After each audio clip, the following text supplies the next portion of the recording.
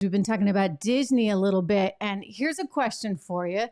I mean, is Disney about to become the new Bud Light? Because take a look at their new influencer out there on TikTok trying to push Minnie Mouse costumes. Let's get dressed. Today we're looking at the most iconic friend group, Disney's Mickey and Friends.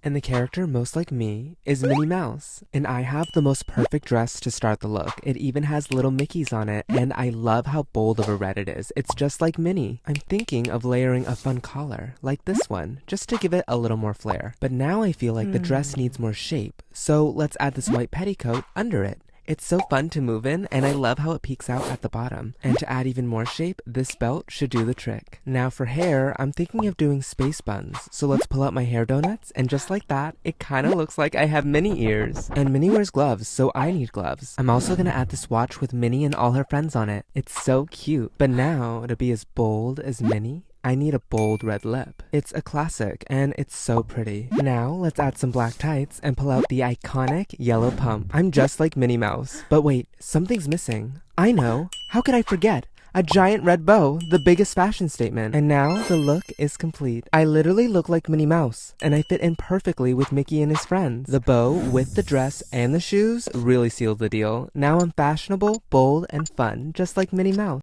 Okay, just like Minnie, just whatever born male wants to eventually become, right?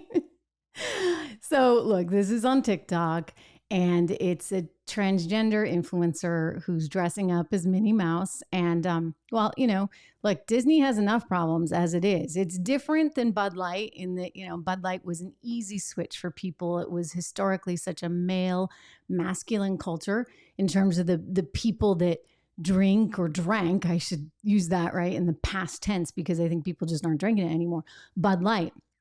And so when they put forward Dylan Mulvaney as an influencer, people just went nuts. Now, when you see this person who's a transgender and dressing as Minnie, is it going to cause as much of an uproar?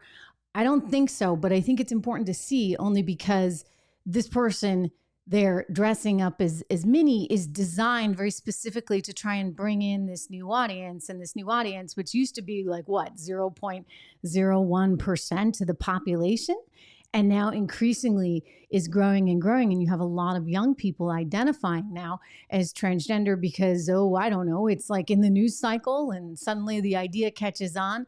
There may be a lot of reasons. And I say this with a ton of empathy in that I really feel for anybody who's going through any of what I imagine one would go through dealing with a situation like that. But simultaneously, it's like, okay, like enough is enough, guys. Do we have to really just keep pushing it and pushing it? Can we not encourage tolerance as opposed to sort of putting people up on pedestals and making such a big deal of it? Anyway, Disney's got enough problems. You saw the news the other day about their streaming business and how they're losing subs 2 quarters in a row, I should point out. That streaming business isn't working out so well. The entire business, really. I mean, you look at their entertainment business overall, you've seen, what do you know, their entertainment TV side really start to struggle. And Bob Iger's out saying he's going to sell the whole thing. He just spoke recently with a CNBC reporter saying exactly that, remember? Transformative work is dealing with businesses that are no-growth businesses and what to do about them, and particularly the linear business, which we are expansive in our thinking about, and we're going to look expansively about opportunities there because clearly it's a business that is going to continue to struggle. Well, let's stop there for a second then and let me ask you about it. We're talking, I guess, ABC, the network, the stations, but then the cable networks as well. Yes, correct. FX, Nat Geo. Is it possible you would look to sell them? We're going to be expansive. I think if you can interpret what that word means. You know. Okay, he's being a little bit coy, but you know what expansive means. David Faber knows what expansive means. I know what expansive means. It means, yes, we're going to look to sell them because they're not performing as well. And so they'll probably sell them out to some private equity business. And, you know, ultimately that means that a few ladies over at The View, because The View is owned by ABC News, one of the things that's on that block to get sold, well, she's not going to be around. There is breaking news. We just learned that you know who has received a letter from Special Counsel Jack Smith. In fact, I think her pay is going to go down. Her pay is going to go down considerably because whatever they're paying her, trust me, the private equity businesses that are going to come in and say, we need to make this profitable. We need to make this profitable until it can't be profitable anymore because streaming is taking over the universe, really and truly. I mean, I'm right here with you. I'm in a live show. I'm looking at your commentary. By the way, subscribe.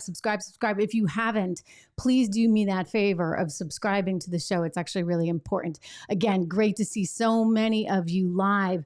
But that is the future. This is the future. And so the CEO of Disney gets that, knows that. I don't know what he's thinking on the whole Minnie Mouse thing, but he gets the overall picture on the streaming front.